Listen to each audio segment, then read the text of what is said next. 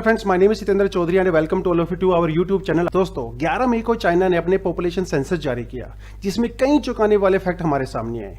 China में population census को काफी सेंसिटिव माना जाता है। ऐसा भी अनुमान लगाया जा रहा था कि शायद चाइना इस डेटा को रिलीज ही ना करे। खैर, उस डेटा में ऐसा क्या है, इसकी बात हम लोग बाद में करेंगे, लेकिन पहले थोड़ा सा हिस्ट्री को जान लेते हैं और जानते हैं चाइना की वन चाइल्ड पॉलिसी और उससे रिलेटेड कई मजेदार और शॉकिंग बातें।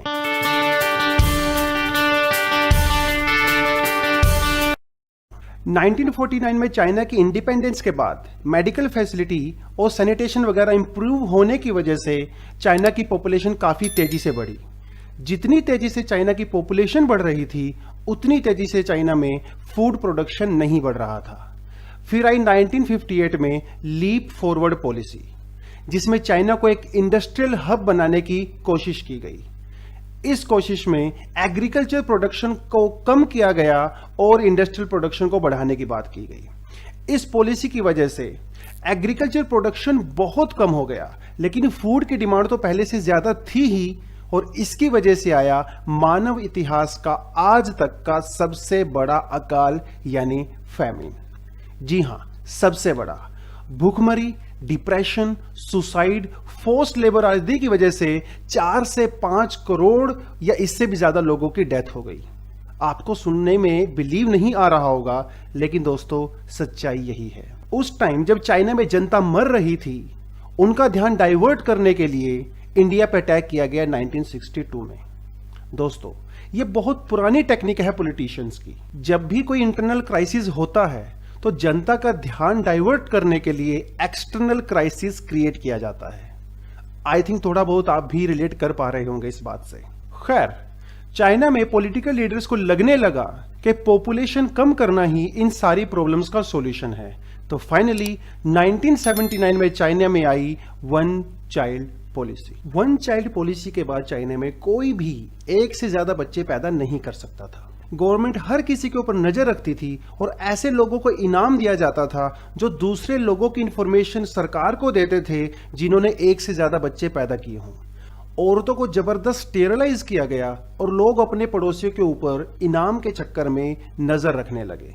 हालांकि इसमें थोड़ी सी रिलैक्सेशन भी दी गई, जैसे if husband and wife both are single child of their parents then they could have a second child as well. देखिए, चाइना में भी इंडिया की तरह लोग मेल चाइल्ड को प्रेफरेंस देते हैं। इसकी वजह से चाइना में बहुत बड़े पैमाने पे सेक्स सिलेक्टिव अबॉर्शन हुए, जिसकी वजह से चाइना का सेक्स रेशो बहुत ही ज्यादा इम्बैलेंस हो गया। In 2019 gender ratio in China was 114 male for 1000 female born. 2018 में चाइना की फर्टिलिटी रेट 1.7 थी, यानी कि एक औरत 1.7 बच्चों को जन्म दे सकती है। यह फर्टिलिटी रेट किसी भी पॉपुलेशन को स्टेबल रखने के लिए बहुत कम है। अगर किसी कंट्री की पॉपुलेशन को स्टेबल रहना है तो फर्टिलिटी रेट 2.1 होनी चाहिए। अब इन सारी बातों का असर यह हुआ कि चाइना की पॉपुलेशन बूढ़ी होने लगी। 2020 में चाइना में लगभग 17.4% लोग 60 साल या उससे ज्यादा उम्र के हैं। यह परसेंटेज 2050 में 34% के लगभग हो जाएगा। अगर इंडिया से हम इसको कंपेयर करें तो प्रेजेंटली इंडिया की 8% पॉपुलेशन 60 साल से या उससे ज्यादा की है, जो 2050 में 20% हो जाएगी। तो बढ़ती पॉपुलेशन का असर यह हुआ कि चाइना में काम करने वाले लोगों की संख्या कम हो गई और डिपेंडेंट लोगों की, यानी कि जो 60 साल से प्लस हैं, उनकी पॉपुलेशन बढ़ने लगी। इसका सीधा सा असर वहां के इकोनॉमिक आउटपुट पे पड़ा, जो कम होने लगा। इस कम इकोनॉमिक आउटपुट को ध्यान में रखते हुए 2016 में चाइना ने वन चाइल्ड पॉलिसी को कैंसिल कर दिया गया, यानी कि 2016 के बाद अगर पेरेंट्स चाहें तो एक से ज्यादा बच्चे पैदा कर सकते हैं। लेकिन जैसा सरकार ने एक्सपेक्ट किया था, उससे बिल्कुल उल्टा हुआ। पॉलिसी रिलैक्सेशन के बाद भी लोगों ने ज्यादा बच्चे पैदा नहीं किए। अब इसके कई कारण हो सकते हैं। चाइना में लगभग 64% पॉपुलेशन शहरों में रहती है। अब शहरों में हेल्थ केयर, एजुकेशन और दूसरी सर्विसेज बहुत महंगी होती हैं, इसलिए एक से ज्यादा बच्चे पैदा करना बहुत ही एक एक्सपेंसिव डिसीजन हो जाता है। अब यंग लोग करियर को ज्यादा प्रेफरेंस देते हैं, तो उनके लिए फैमिली और बच्चे पैदा करना एक सेकेंडरी चीज हो जाती है। Most of the women in urban sectors are independent, so they do not want to leave their career for the family. तो ये भी एक बहुत बड़ा रीजन है इसके पीछे। देखिए, रूरल एरियाज की अलग ही प्रॉब्लम है। बच्चे बड़ा होने के बाद रूरल एरिया से शहरों में आ जाते हैं काम करने के लिए, और पीछे पेरेंट्स अकेले रह जाते हैं। और जब पेरेंट्स को अकेले ही रहना है तो वो बच्चे पैदा करना प्रेफर नहीं करते हैं, और करते भी हैं तो सिर्फ एक ही बच्चा पैदा करते हैं, उससे ज्यादा बच्चे पैदा नहीं करते। तो इन सारी चीजों की वजह से क्या क्या प्रॉब्लम्स हुई। देखिए, टेक्नोलॉजिकली आप चाहे जितना भी एडवांस हो जाओ, लेकिन अगर आपके पास यंग लोग और स्किल्ड लोग नहीं हैं तो आपका इकोनॉमिक आउटपुट कम होना तय है। मतलब कि वहां की जीडीपी, चाइना की इकोनॉमी मैन्युफैक्चरिंग बेस्ड इकोनॉमी है। इसका मतलब वहां की इकोनॉमी यंग और स्किल्ड लोगों पे ज्यादा डिपेंड करती है। अब जब यंग पॉपुलेशन कम हो रही है तो जीडीपी के ऊपर नेगेटिव इफेक्ट पड़ना तो तय है। चाइना को इस पूरी दुनिया की फैक्ट्री कहा जाता है, क्योंकि वर्ल्ड की बड़ी से बड़ी कंपनी डायरेक्टली या इनडायरेक्टली चाइना के ऊपर डिपेंड करती हैं, ईदर फॉर मैन्युफैक्चरिंग और फॉर असेंबली। तो चाइना की एजिंग पॉपुलेशन सिर्फ एक अकेले चाइना की प्रॉब्लम ही नहीं है, बल्कि ये पूरी दुनिया की प्रॉब्लम है। तो आपको क्या लगता है, इस बात से यंग कंट्रीज जैसे फिलीपींस, इंडिया, वियतनाम, इन कंट्रीज को फायदा होगा? क्या ये बड़ी बड़ी कंपनीज जो हैं अपनी फैक्ट्रीज और असेंबली लाइन इंडिया के अंदर जो है ट्रांसफर करेंगी? आप ही हमें कमेंट सेक्शन में जरूर बताएं। वैसे यह जो एजिंग पॉपुलेशन की प्रॉब्लम है ना, ये सिर्फ चाइना अकेले की प्रॉब्लम नहीं है।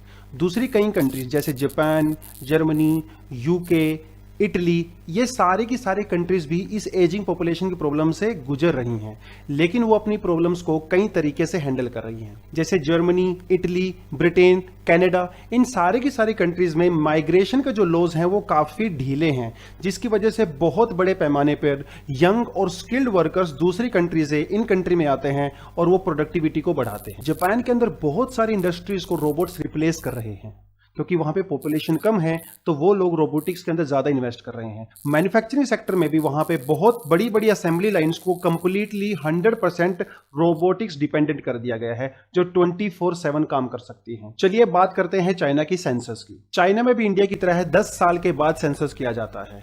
चाइना में पिछला सेंसस 2010 में हुआ था, और ये वाले जो सेंसस की रिपोर्ट आई है ये सेंसस 2020 की है।